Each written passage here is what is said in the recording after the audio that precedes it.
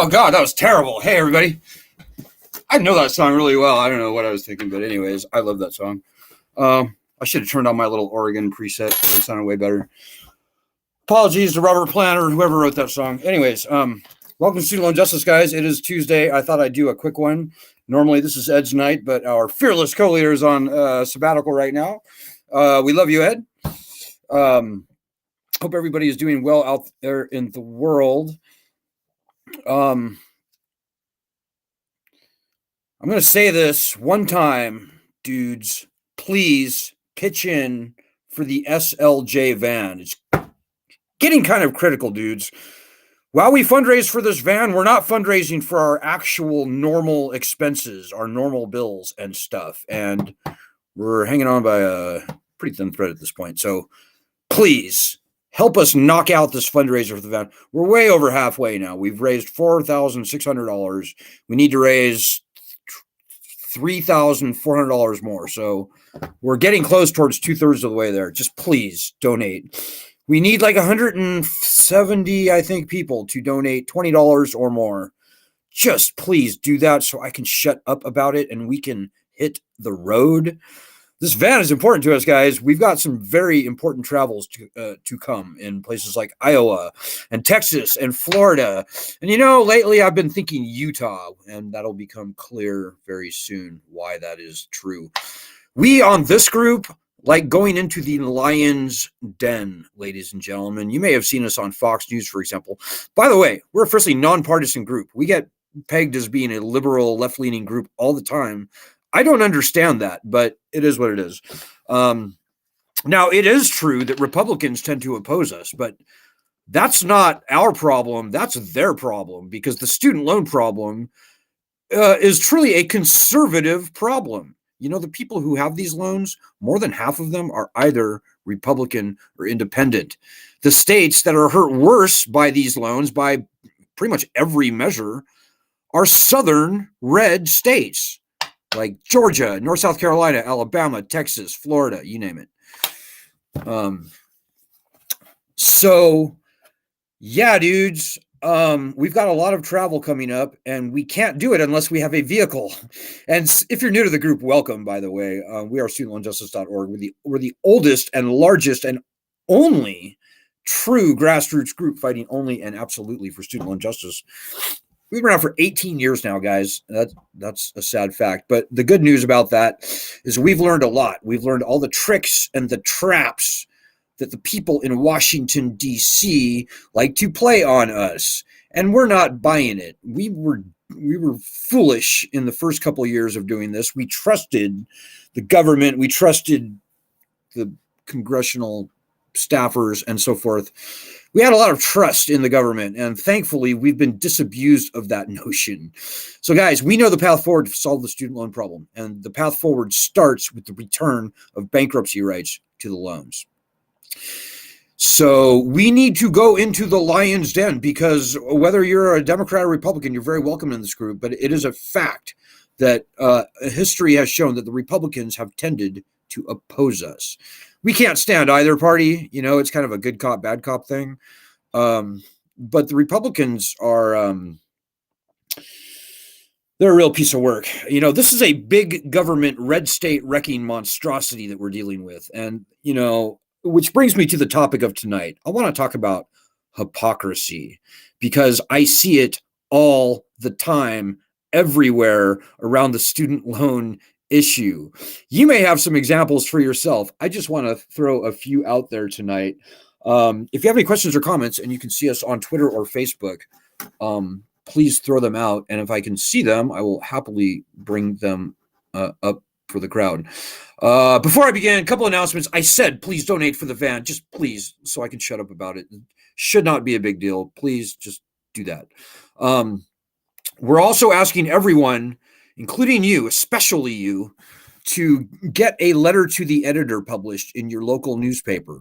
We've gotten something like 16 or 17 of those suckers published over the past 3 weeks, thanks to some great, very heroic efforts by people like Jackie Abron in Texas and Nicholas Leakey in Utah. He got 2 done. Jackie got over a dozen done. I think she's around 15 or something, including another one just today.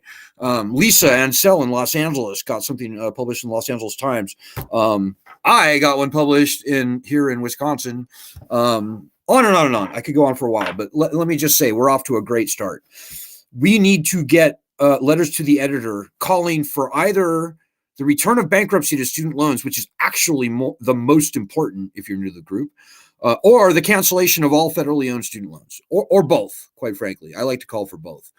The fact of the matter is we're not going to see any meaningful loan cancellation or other fair workouts unless and until we get the leverage of bankruptcy returned. So I like to say, Congress must return bankruptcy to the loans. But then I usually throw in, at this late date, the lending system is so absolutely catastrophically failed at this point. It's probably a little easier and wiser to just cancel all federally owned loans, end this lending monstrosity, and replace it with something that actually works, something that's cheaper, that doesn't make the colleges absolutely rich, and doesn't conquer and enslave the country in debt. And those are John Adams's words. So, if you're new, the Constitution is on our side, guys. The founders called for uniform bankruptcy rights, laws, aka rights, ahead of the power to raise an army in the Constitution. That's true. And this has been uniquely stripped from student loans, and only from student loans. We do not have to put up with this bullshit, ladies and gentlemen. But anyways, let me get back to the topic at hand. I see so much hypocrisy in the world on this. I almost don't know where to begin, but I'll just throw out a few examples.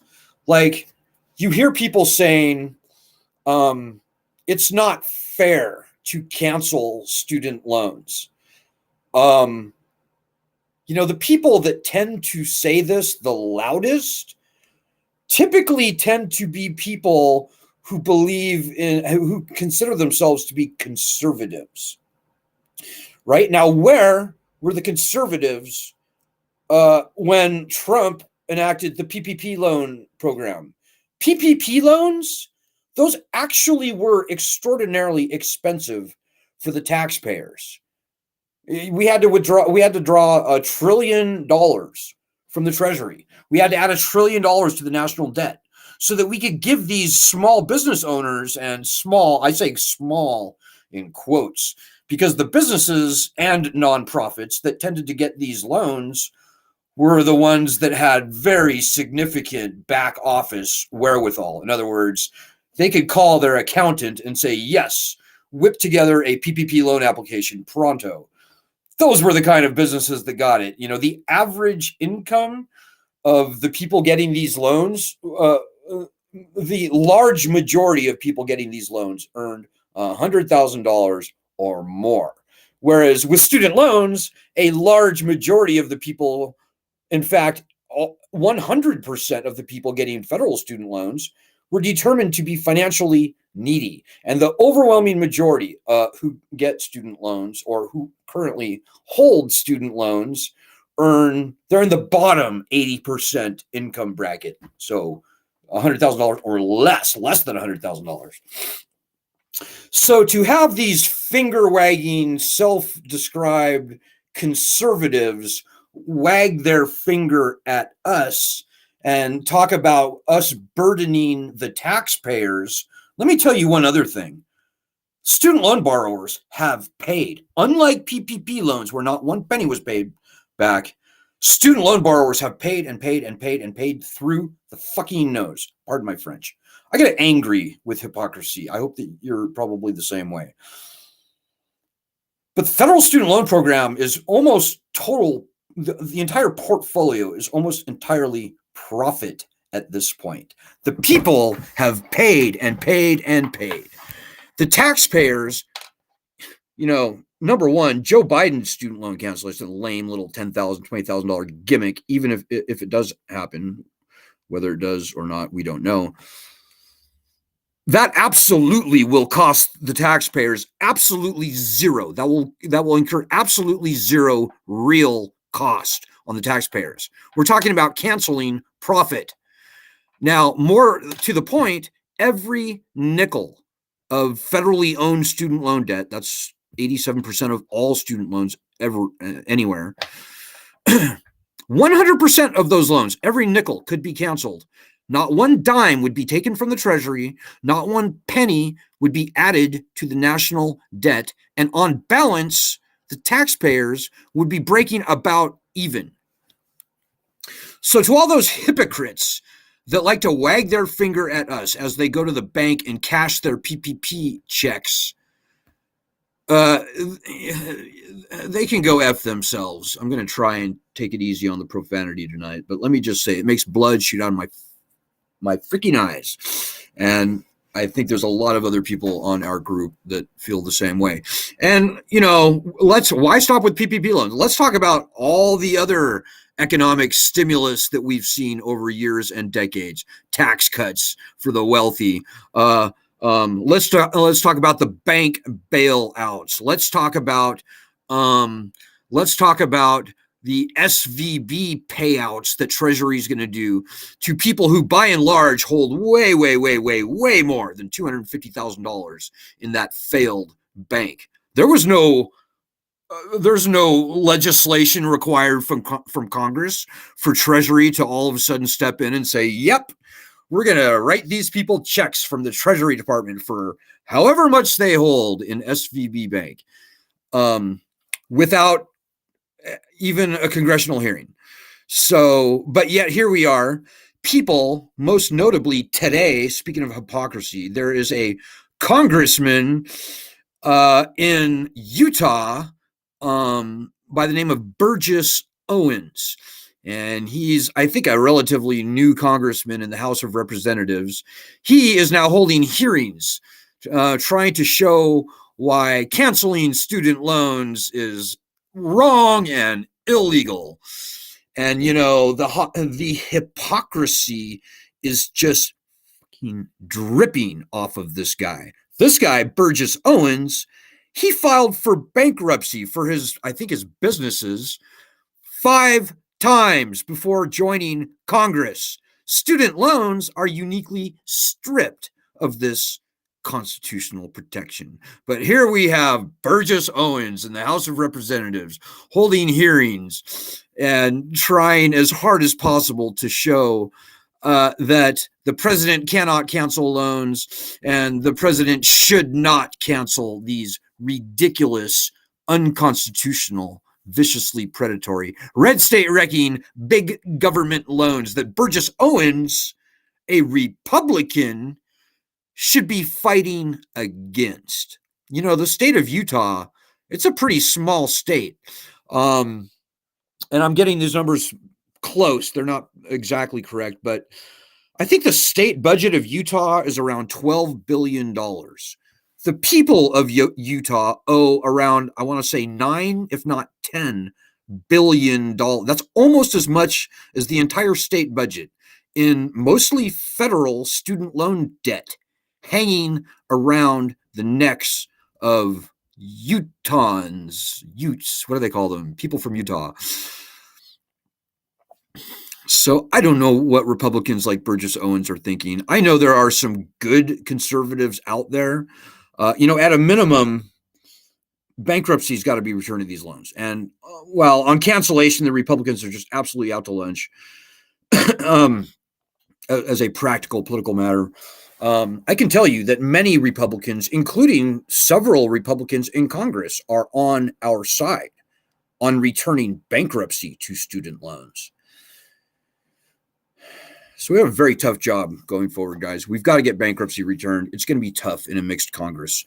Our argument has never been stronger. Our argument both for the return of bankruptcy to the loans, which is the most important, and also for loan cancellation. Our argument has never been stronger. And we as a group, we've never been stronger either. We've got over 1.4 million people in this group across our petition, our Facebook group, our email, and our other platforms. So we should be rocking and rolling right now, guys, but I'm telling you, we're not. And it distresses me greatly. And the one thing that we have, the one piece of power that we have, and it is nuclear strength, and we have it, are our people. That means you sitting there. So, you know, speaking of hypocrisy, I don't know if this is actually an exact fit, but people who sit there on our group and do nothing, and they go, "Yeah, you go, Al, you go." And hey, while you're up, will you get me a piece of pizza? And I know that many of the people on our group feel exactly the same way. We've got a lot of people on this group who work very hard, and they put their names out there. They put themselves on the line to fight this battle. Well, they are sick and tired of people sitting around cheerleading, doing nothing.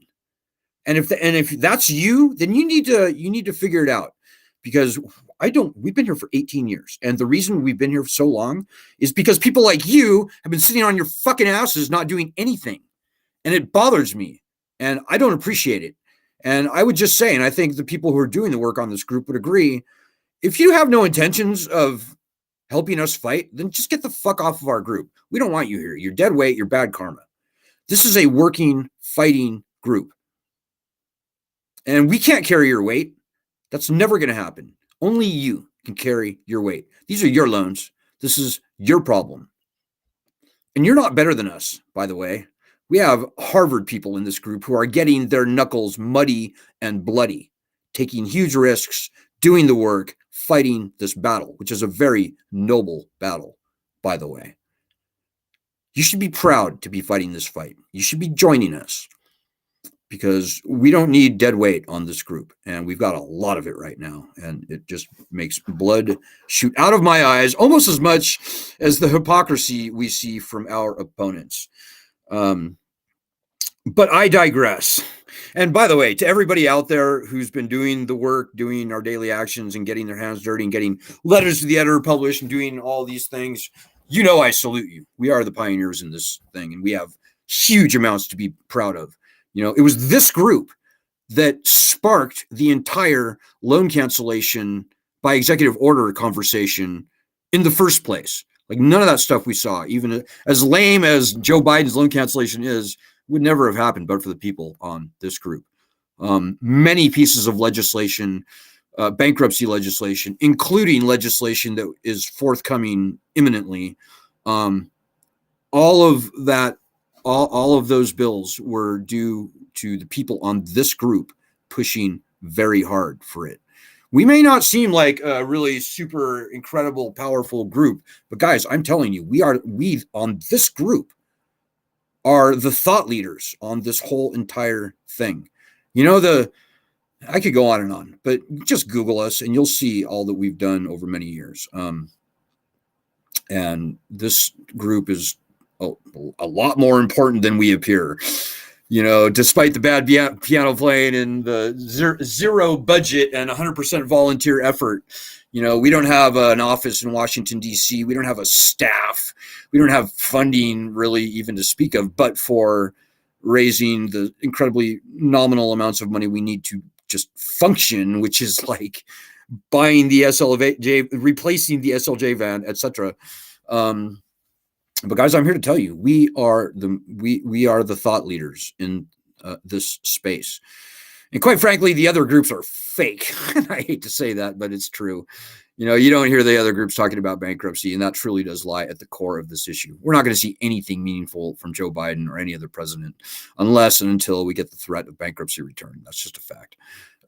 So anyways, you should be proud to be in this group. You should be helping us fight, not waiting, not watching and worrying and making excuses for not helping us fight. That really bothers me. I mean, that really, really bothers me.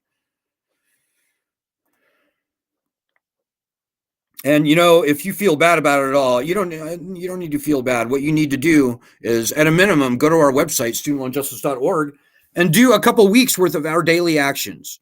You need to go to our Medium platform and learn a little bit about this issue. It's not hard. Go to studentloanjustice.medium.com. Maybe I can even dial that in for you. and read the most recent 5, 6, 7 articles that we've written on this. You can see all of our articles here. We also have a Substack page. Just read the most recent 5 or 6 articles, and you can become a very fine, fit, and fierce student loan justice warrior with us. You can join your state chapter group again at the website. There's a lot that you can do, but making excuses for not doing it is not one of them. So get off your ass or get off of this group. That's what I'm telling you. So I'm now looking for your comments. If I can find them. And by the way, guys, we've never been in a stronger position ever. Our argument is literally nuclear strong. Our group is bigger than it's ever been.